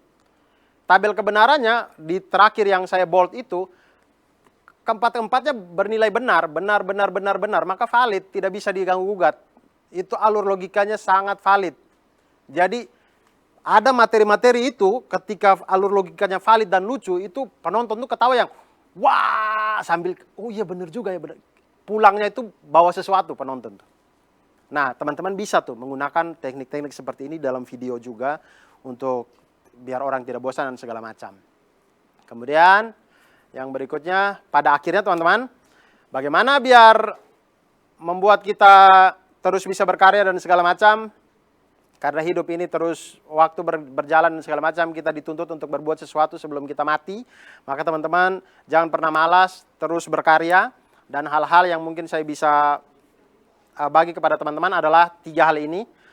Yang pertama banyak membaca, yang kedua adalah banyak mendengarkan, dan yang ketiga adalah banyak mengamati. Insya Allah dari 3 hal ini kalau teman-teman perbanyak terus, kemudian rajin, maka teman-teman bisa terus untuk semangat membuat karya-karya ke depannya. Dan itu dari saya, lebih kurangnya saya mohon maaf. Terima kasih. Selamat pagi semuanya. Wassalamualaikum warahmatullahi wabarakatuh. Wah, terima kasih Kak Abdur atas penyampaian materinya tadi. Tadi aku dapat banyak banget nih Bud dari materi-materi yang disampaikan oleh Kak Abdur. Aku baru tahu loh Bud, kalau ternyata stand up comedy ini juga ada persiapannya, ada teori-teorinya. Kalau dari kamu gimana nih Bud? Iya, sama banget sih Marcel. Aku waktu dengar Kak Abdur jelasin tuh jadi banyak reminder gitu loh, kalau ternyata bahan-bahan konten itu bisa dari sekitar kita, dari pengalaman maupun dari cerita orang lain juga. Jadi sebenarnya semakin yakin nih, gak ada alasan yang bikin kita itu ragu buat berkonten. Bener nggak tuh Marcel? Benar banget nih Put. Nah, tadi aku lihat nih Put di kolom chat udah ada banyak banget pertanyaan dari teman-teman. Ternyata teman-teman ini juga udah nggak sabar buat menggali lebih jauh tentang materi-materi yang sudah disampaikan oleh Kak Laura dan juga Kak Abdur. Oke, kalau gitu langsung aja ya, kita ke sesi tanya jawab. Diingatkan sekali lagi buat teman-teman kalau misalnya masih ada pertanyaan, bisa langsung aja dituliskan di kolom chat dengan format nama, strip jurusan, strip universitas, strip pertanyaan. Oke, langsung aja kita masuk ke sesi tanya jawab.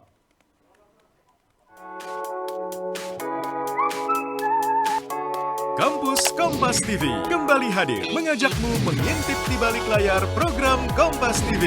Mengenal lebih dekat dunia penyiaran dengan obrolan yang santai namun berisi. Gali potensimu, tuangkan ide kreatifmu di kompetisi fotografi dan desain iklan kreatif. Nantikan Kampus Kompas TV di kampusmu. Info lengkap klik kampus.kompas.tv. Oke, nah ini ada pertanyaan-pertanyaan yang sudah sampai di kita ya, Put. Langsung aja kita akan membacakan pertanyaan yang pertama dari teman-teman. Yang pertama ada dari Adeline Frederica, dari Jurnalistik Universitas Multimedia Nusantara untuk Kak Laura. Sebelum dijelaskan oleh Kak Laura bahwa konten yang kita buat harus lebih update dibanding yang lain. Bagaimana caranya agar konten yang kita buat tetap paling update, tetapi tetap informatif dan kredibel? Terima kasih. Silakan dijawab, Kak Laura. Oke, tadi dari siapa pertanyaannya? Evelyn dari Evelyn. UMN. Oke, Evelyn. Adeline UMN. Adeline enggak? Iya, Adeline, salah juga loh. Adeline UMN yang gedungnya kayak biji salak gitu kan. Kampus Anda gedungnya biji salak ya. Oke, Adeline, untuk bisa tetap update ya dan juga informatif, ya yang pasti harus research itu tadi yang saya bilang, harus lihat trennya apa. Research itu, informasi itu bisa dari mana aja ya, dari media, dari channel orang lain, dari sosial media gitu. Jadi banyak sekali sumber-sumber informasi yang bisa bikin kita tuh keep up to date gitu loh. Jadi memang harus terus seperti itu. Jangan sampai kita ketinggalan trennya atau ketinggalan update-nya gitu. Jangan sampai kita bahas sesuatu yang basi, kecuali memang itu pilihan kalian untuk bahas sesuatu yang sudah lama gitu. Nah, seperti saya tadi bikin tentang sejarah pun saya kaitkan dengan tanggal, pada saat itu saya bikinnya tanggal 19 Mei. Saya bikin tentang momen-momen mahasiswa menduduki gedung DPR gitu. Jadi tetap ada hubungannya antara yang dulu dengan yang sekarang gitu. Jadi gimana caranya update dan informatif, ya harus banyak, kayak yang Kak Abdur bilang tadi ya, harus banyak mengamati, mendengar, dan juga melihat gitu. Jadi banyak sumber informasi yang bisa kita dapat dari manapun sih sekarang, gitu sih. Oke, kredibel ya. Kalau kredibel itu yang pasti yang kalian buat, menurut saya yang paling utama bukan hoax aja sih, itu sih. Yang paling penting buat saya, bukan informasi yang salah gitu. Jadi harus cari sumbernya dan sumber itu terpercaya gitu, bisa kalian bagikan ke orang lain gitu sih. Oke, terima kasih Kak Laura untuk jawabannya. Semoga untuk teman-teman jelas ya, semakin paham, semakin mengerti tentang hal tersebut. Oke, selanjutnya kita akan berlanjut nih ke pertanyaan kedua. Kali ini untuk Kak Abdul. Dari Marcelino Mukti Prabowo, dari jurusan Hukum UPN Veteran Jakarta. Begini pertanyaannya, sebelumnya sudah dijelaskan oleh Kak Abdur tentang isu sosial dan komedi. Akan tetapi, saya seringkali melihat di media sosial bahwa ketika seseorang membahas dan membawa isu sosial dalam komedi, orang tersebut sering sekali dipermasalahkan oleh orang lain yang nggak setuju dengannya atau tersinggung. Seperti contohnya Panji Pragiwaksono. Ia sering sekali membahas isu sosial dalam komedinya, akan tetapi ia bercerita juga bahwa ia sering dipermasalahkan karena isu sosial yang ia bahas dalam komedinya. Keadaan tersebut tentunya menurut saya membuat banyak orang takut atau ngeri untuk membahas isu sosial, baik dalam komedi maupun konten biasa. Nah, menurut kakak, gimana nih caranya supaya bisa menghadapi kondisi tersebut ketika kita menjadi content creator? Silakan Kak Abdur bisa diberi jawaban. Terima kasih Putri, terima kasih. Siapa tadi? Hukum. Marcelino Mukti Prabowo. Ya, Hukum UPN Veteran Jakarta ya. Cara menghadapinya adalah semangat, itu terutama ya. Semangat. Karena teman-teman tidak harus di komedi. Kita apapun di dunia ini tuh segala sesuatu kita ada resikonya. Kita makan juga ada resiko, minum juga ada resiko, ke kampus juga ada resiko, nyebrang jalan ada resiko, segala macam ada resiko. Jadi kalau teman-teman mengambil jalan sesuatu, ya pasti ada resikonya. Dan resiko ketika berbicara masalah isu-isu sosial, maka kita, karena konten itu, apalagi kalau isu sosial, kita harus mukul sesuatu. Harus ada objek pukulannya. Kalau kalian berusaha netral untuk membuat kontennya oke, jadi saja, teman, tidak ada standing point-nya kalian di situ. Ketika berbicara isu sosial ini ya, isu sosial, terutama di isu sosial, kalian harus berdiri menetapkan kalian di mana, pukulnya siapa. Jadi ketika orang yang kalian pukul atau lembaga atau apapun yang kalian pukul dalam isu sosial itu protes, ya bagian resiko, namanya juga kita pukul karena kita pukul di video itu. Jadi dan itu dipikir masak-masak oleh setiap stand up komedian yang entah dia mau bikin materi atau bikin konten ini, materi dalam stand up-nya atau kontennya. Dia pasti akan mikir itu. Dia pasti akan mikir kalau dia berbicara seperti ini, pasti dari sini, ini. Tapi kadang-kadang, kalau kasusnya Panji itu, dia membuat sesuatu. Ini di salah satu yang pernah viral dan segala macam. Dia bikin materi sesuatu. Dia sudah antisipasi tuh. Yang akan marah nih A, B, C, D. Sudah. Dia sudah antisipasi. Ternyata A, B, C, D-nya ini tidak marah. Yang marah G, orang lain lagi yang marah ternyata, tidak di luar rencana. Jadi ya itu namanya juga di luar ini ya. Jadi orang-orang yang dia prediksi akan marah atau pihak-pihak yang dia prediksi akan marah ternyata tidak marah. Yang marah malah pihak yang dia tidak sangka-sangka akan marah gitu. Nah, jadi menurut saya bagaimana cara menghadapinya? Pertama, teman-teman berdiri dulu di 3 itu, pengetahuan, kalian tahu, kalian peduli dan kalian masuk personanya, sehingga kalau ada orang yang kasih komentar atau apa, kalian sanggup membalas itu, sanggup berdiri mempertahankan argumen kalian. Itu yang pertama. Yang kedua adalah berhati-hati. Jadi jangan sampai, kalau kalian bermain di isu sosial, jangan sampai kalian pukul, tapi pukulnya itu bayang-bayang gitu. Jangan pernah sebut mereknya, jangan pernah sebut orangnya, jangan pernah sebut dengan spesifik. Kalian boleh dengan analogi, kalian boleh dengan apapun itu, yang penting jangan ini. Sehingga kalau dia mau bawa ke ranah hukum, kita bisa berkelit gitu ya. Yang kita omongin sepatu kok gitu. Gitu sih, itu biasa yang saya lakukan. Baik, terima kasih Kak Abdur atas jawabannya. Wah, pastinya menjawab banget nih tadi pertanyaan yang sudah ditanyakan oleh Marcelino Mukti Prabowo. Oke, kalau gitu langsung aja kita ke pertanyaan berikutnya dari Raffi Ferdilianto dari Hubungan Internasional UPN Veteran Jakarta. Bagaimana cara membuat konten edukasi yang berkaitan dengan ilmu pengetahuan dapat trending di sosial media, terutama di YouTube? Karena jika kita lihat pada faktanya, konten edukasi yang berkaitan dengan ilmu pengetahuan tidak dapat menarik banyak penonton dibandingkan konten yang tidak membahas edukasi yang berkaitan dengan ilmu pengetahuan. Ini pertanyaannya untuk Kak Laura dan juga Kak Abdur. Mungkin langsung bisa dijawab dulu oleh Kak Laura. Oke. Dari Raffi ya. Gimana caranya membuat konten edukasi tapi bisa trending di sosial media? Kalau menurut aku ya, kalau kita membuat konten edukasi itu berarti kita kan ingin memberi satu pengetahuan ya ke orang. Sebenarnya trending itu adalah nomor kesekian sih yang bisa kita harapkan gitu, karena tujuan utama kita membuat konten edukasi itu berarti kita mengedukasi orang dulu instead of kita mengharapkan konten kita itu trending. Tapi apakah konten edukasi itu nggak bisa trending? Nggak juga, karena tapi ini saya nggak ada videonya sih tadi. Kemarin saya bikin tentang Badai Sitokin, di mana pada saat itu kita tahu bahwa suaminya Joanna Alexandra pada saat itu meninggal karena badai sitokin. Saya selipkan konten edukasi di dalamnya, tidak trending memang, tapi views-nya cukup tinggi. Jadi tidak melulu konten edukasi itu tidak akan dilihat banyak orang. Yang penting edukasi yang kita kasih itu relate dengan masalah orang lain. Jadi edukasi yang kita kasih, konten yang kita kasih itu bisa menjadi solusi buat orang lain. Kalau misalnya mereka pengen tahu badai sitokin apa sih? Gitu ya, kan ini kayak banyak banget diomongin orang badai sitokin itu apa. Oke, dia pasti akan cari tuh di web, di YouTube gitu, dan ternyata kita memberikan informasi itu. Jadi ya nggak dilihat orang, pasti akan ada asalkan itu relate dengan masalah orang gitu sih. Gimana Kak Abdur? Saya setuju sekali dengan Nona Laura.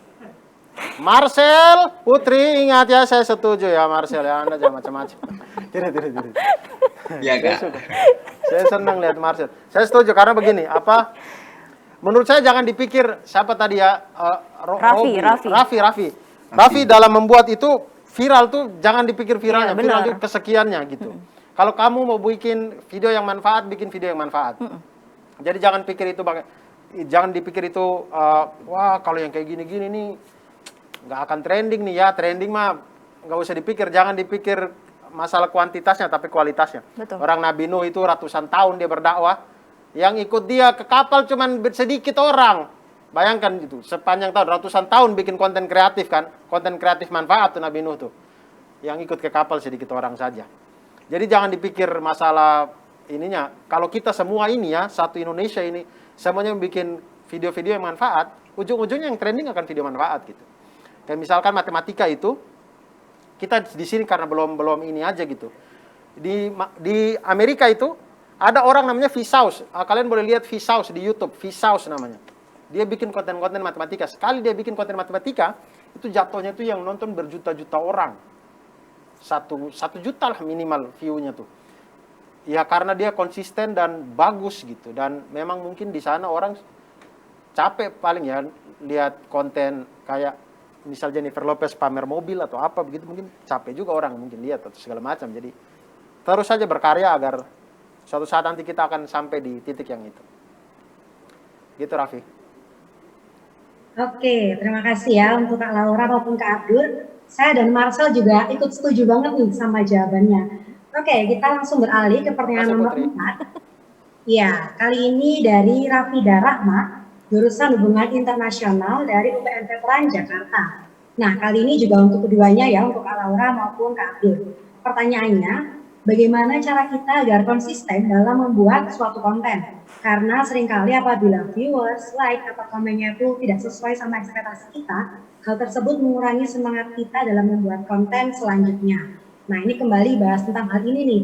Silakan dari Kak Laura lagi nih, bisa menjawab Kak? Aku dulu ya, oke. Gimana caranya biar tetap konsisten? Iya, menjadi content creator itu harus dijadikan sebagai pekerjaan kalian sih menurut saya. Ketika kalian memang memutuskan untuk jadi content creator, entah itu freelance atau bekerja sendiri untuk channel kalian, ataupun seperti saya gitu ya, menjadi content creator Kompas TV gitu, atau bekerja di perusahaan sebagai content creator ya memang harus itu menjadi pekerjaan gitu. Jadi ketika kalian terjun ke dunia itu, jangan dijadikan seperti ini sampingan gitu. Enggak, itu harus full time di sana, dan kalian tahu, oh ya ini kita lagi merintis usaha gitu. Itu sih menurut saya yang harus dilakukan gitu ya. Kemudian kalau misalnya likes atau views-nya belum banyak, Atta Halilintar juga saya rasa nggak langsung 20M sih views-nya, nggak langsung 20M subscriber-nya, semuanya merintis dari bawah gitu. Jadi jangan sampai ketika kita baru mulai views-nya baru 5 udah baper, nggak mau.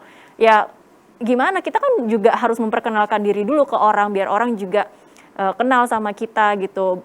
Kita posting konten tiap hari biar orang tuh tahu ada kita di platform YouTube misalnya, atau di sosial media gitu. Jadi ya keep posting sih, nggak bisa berhenti gitu sih. Kalau udah memutuskan untuk terjun ke dunia content creator ya memang harus dijiwai, dilakukan, ya itu nggak ada cara lain. Gimana Kak? Betul sekali. Enggak, sorry Laura. Saya fokus itu tadi ini WhatsApp-nya Hampers lah, Mas Rohman lah. Buka WhatsApp ini Bastian Markom lah, WhatsApp-nya ya Allah. Sorry, prompter saya buka WhatsApp tadi. Saya nggak fokus.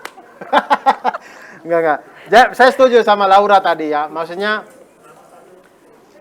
jangan dipikir view dan likes dan subscribernya teman-teman. Karena memang kalian tidak pernah tahu ketika kalian lempar sesuatu di YouTube atau di sosmed itu, dia akan berjejaringnya akan kemana. Kalian tidak akan pernah tahu. Kalian tuh kan lempar ke kayak antah berantah, dunia antah berantah yang kalian tidak tahu akan kemana. Kalian mungkin tidak nonton, tapi karena menurut saya, orang tuh makin kesini akan mencari hal-hal yang dia suka. Tidak harus trending, tapi hal yang dia suka untuk dia tonton. Misal, saya itu paling suka, mungkin entah kalian nonton atau tidak, ada channel YouTube, subscribernya 1 juta lebih ternyata, itu ada namanya kerajinan tangan dan kesenian. Kerjanya apa? Kupas-kupas ban bekas, bikin jadi pot, bikin jadi ini. Dan itu saya suka nonton. Dan ternyata, artinya, maksudnya dia itu tidak pernah trending, tapi karena saya suka kerajinan, saya itu coba-coba cari dan dapat channelnya. Jadi menurut saya, buat saja hal, dan kalian tidak akan tahu, kalian tidak pernah tahu ada orang-orang tuh yang ternyata butuh ilmu-ilmu yang kalian bikin itu. Yang dia akan cari sendiri dan ketika dia nyaman, dia akan terus di situ. Gitu. Jadi bikin saja, jangan pikir view dan likes-nya dan subscriber itu membuat kalian patah semangat. J.K. Rowling bikin Harry Potter 7 tahun. Kalau 6 tahun ke-6 dia berhenti, kita nggak pernah kenal nih Harry Potter, Hermione, Voldemort yang hidung hilang dan segala macam itu. Begitulah teman-teman, semangat. Iya, belum tentu juga konten yang hari ini kita upload bisa jadi trendingnya 5 tahun lagi. Betul. Itu sangat-sangat mungkin terjadi ya di digital platform gitu. Sangat. Kadang stand up udah 7 tahun yang lalu, baru tahun ini disomasi. Materi udah 7 tahun lalu disomasi Sebuah sekarang. achievement ya. Iya, orang duit bayarannya juga udah habis, baru disomasi. Begitulah teman-teman. Baik, terima kasih kepada Kak Laura dan juga Kak Abdur yang telah menjawab pertanyaannya tadi. Setuju banget sih Kak, jadi yang penting sekarang berkonten dulu aja, untuk views, like, dan komen lain-lainnya itu nanti bakal mengikuti ke belakangnya. Nah, ini kita ke pertanyaan selanjutnya dan juga ke pertanyaan yang terakhir. Maaf ya teman-teman yang mungkin pertanyaannya belum bisa ditanyakan. Ini ada pertanyaan dari Adel Salsabila, Ilmu Komunikasi UPN Veteran, Jakarta, untuk Kak Laura. Saya izin bertanya, jika kita baru memulai menjadi content creator di bidang media sosial, branding apa saja yang harus kita lakukan? Dan apakah ada tips dalam melakukan branding? Silakan dijawab Kak Laura. Oke, yang pasti brandingnya itu yang mau kita tampilkan. Branding itu kan sebenarnya persona ya, maksudnya image apa yang mau kita tampilkan ke audiens kita gitu. Misalnya kalau tadi saya contohkan, buat teman-teman yang cewek misalnya mau bikin konten soal make up, nggak mungkin kalian membranding atau membuat konten tentang bagaimana caranya mensterilkan air sungai misalnya gitu kan. Pasti harus yang relate dengan make up. Nah kalau misalnya kalian di make up sosial media gitu, bisa lakukan beberapa pilihan konten, misalnya video. Hari ini kalian posting tentang video, oh besok saya posting tentang foto, atau besok tentang quotes-quotes yang berkaitan dengan beauty, atau besoknya lagi saya bikin informasi-informasi yang relate dengan dunia beauty misalnya gitu. Terus ternyata lipstick itu berbagai warna, punya ingredients yang macam-macam. Jadi gitu loh. Jadi informasi yang kita bagikan itu sesuai dengan ide kita yang tadi kita dapat itu ide, kemudian target audiensnya siapa, karena pola komunikasinya, cara berkomunikasinya antara audiens yang umurnya mungkin 17 tahun sama dengan yang 35 tahun pasti akan berbeda. Jadi harus disesuaikan dengan target audiens kita dan informasi apa yang mau kita bangun, dan kita tuh harus tahu orang itu mau mengenal kita sebagai apa gitu sih. Kak Abdur mau nambahin Kak? Brandingnya gimana? Brandingnya teman-teman, Adel Salsabila, 3 mantra yang tadi saya kasih itu, berdiri saja di 3 itu dan brandingnya akan terbentuk sendiri. Berdirilah di hal yang kamu tahu, hal yang kamu peduli, dan itu masuk di personamu. Udah, berdiri di 3 itu nanti brandingnya akan muncul sendiri gitu sih. Oke, baiklah. Terima kasih ya untuk Kak Laura maupun Kak Abdur. Dan teman-teman, pertanyaan tadi dan jawaban tadi sekaligus menutup sesi tanya jawab kita di kelas online santai hari ini. Dan sekali lagi mohon maaf untuk teman-teman yang mungkin nggak bisa terjawab pertanyaannya. Semoga lain kali di kesempatan yang lain bisa terjawab. Ya, udah habis lagi. Ya. Saya Masih curiga, ingin Marcel, masih ingin kamu- ngomong-ngomong ya, Kak? Iya, Marcel, kamu pasti berdiri pakai celana pendek kan, kawan? Waduh, Kak. Saya yakin Kok sih, tahu, celana Kak? pendek tuh dia. Kebanyakan orang sekarang virtual Iya. meeting kayak gitu Saya ya. juga sering begitu, Marcel. Ya, lanjut. Ya sih Kak, benar sih Kak. Oke, kalau gitu sebelum kita mengakhiri rangkaian kelas online santai kampus Kompas TV kita pada pagi hari ini teman-teman, ada beberapa info yang ingin aku sama Putri sampaikan nih teman-teman. Yang pertama, nanti siang akan ada kelas behind the scene Aiman pukul 13.00 sampai 14.30 waktu Indonesia Barat. Kita akan sama-sama belajar mengenai jurnalistik dan juga mengupas proses produksi program Aiman Kompas TV langsung bersama Mas Aiman Wicaksono dan juga tim Aiman. Nah, jadi bagi teman-teman yang sudah registrasi dan mendapatkan link bisa langsung join di Zoom-nya ya nanti teman-teman. Yes, benar banget. Jadi selain ada pesan, kita juga belajar lagi ya nanti siang teman-teman. Dan yang kedua, hari Jumat tanggal 28 Mei juga akan ada tapping program VVIP spesial Kampus Kompas TV. Nah, bagi teman-teman yang sudah mendaftar nanti bisa langsung join ke link Zoom-nya pada pukul 10.30 WIB itu untuk sesi talk show dengan alumni dari UK Petra. Untuk jam 13.00 WIB juga ada talk show dengan alumni spesial dari UPN Veteran Jakarta. Nah, buat teman-teman yang mungkin belum sempat daftar, tenang ya karena masih bisa daftar. Langsung aja cek di kampus.kompas.tv, jadi nanti tinggal daftar dan bisa join bareng-bareng kita belajar bersama. Oke teman-teman, bisa diberitahukan juga kalau nanti nggak hanya kita bisa ngobrol bareng sama alumni, tapi juga kita akan langsung on air di Kompas TV. Menarik banget ya Marcel tentunya. Tentu menarik banget dong Put, aku sendiri aja udah nggak sabar. Nah tapi juga ada informasi yang ketiga nih Put. Informasi yang ketiga ini nggak kalah penting dari informasi-informasi sebelumnya untuk pendaftaran dan submisi kompetisi Anchor Hunt, fotografi dan desain iklan kreatif sampai 30 Mei 2021 ya teman-teman. Jadi untuk teman-teman dicatat jangan sampai lupa dan jangan sampai ketinggalan ya teman-teman. Ya tentunya kita juga yakin bahwa teman-teman ini semangat semua nih untuk berkonten, untuk bikin hal-hal yang menarik, jadi jangan sampai ketinggalan untuk ikut lomba ini. Nah teman-teman, untuk semua kompetisi tersebut itu juga akan diumumkan pada program VVIP Spesial Kampus Kompas TV pada Sabtu tanggal 5 Juni 2021. Ya, untuk info lebih lanjut soal kegiatan-kegiatan di Kampus Kompas TV teman-teman bisa aja langsung cek di kampus.kompas.tv karena bisa teman-teman juga cek kampus mana yang bekerja sama dengan Kampus Kompas TV. Jangan khawatir kalau misalnya kampus teman-teman belum bekerja sama di bulan tersebut dengan Kampus Kompas TV, teman-teman masih bisa ikutan kelas-kelas dan juga kompetisi yang ada loh teman-teman. Jadi jangan khawatir ya teman-teman. Ya, dan sebelum kita benar-benar berakhir, satu pesan lagi ya, nantinya akan di-share di kolom chat untuk link evaluasi dari acara kelas online santai Kampus Kompas TV. Jadi buat teman-teman, sebelum meninggalkan Zoom meeting ini, silakan bisa klik dulu linknya dan mengisi evaluasi untuk Kompas TV. Nah teman-teman, juga sekali lagi saya mau mengucapkan terima kasih kepada Kak Laura, Kak Abdur untuk materi yang sangat membantu, yang sangat memberi semangat dan memberikan edukasi nih kepada kita semua. Kiranya teman-teman bisa semakin berani dan kreatif dan juga percaya diri untuk berkonten. Terima kasih Kak Laura, Kak Abdur. Terima kasih Kak. Mantap. Sukses, sehat selalu. Ya, dan juga terima kasih untuk semua teman-teman dari Petra maupun dari Veteran Jakarta yang telah berpartisipasi. Yuk teman-teman, kita semakin bersemangat untuk mulai bikin konten.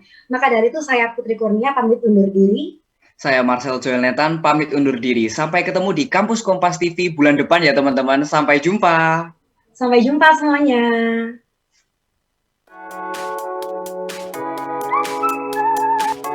Kampus Kompas TV kembali hadir mengajakmu mengintip di balik layar program Kompas TV. Mengenal lebih dekat dunia penyiaran dengan obrolan yang santai namun berisi. Gali potensimu, tuangkan ide kreatifmu di kompetisi fotografi dan desain iklan kreatif. Nantikan Kampus Kompas TV di kampusmu. Info lengkap klik kampus.kompas.tv.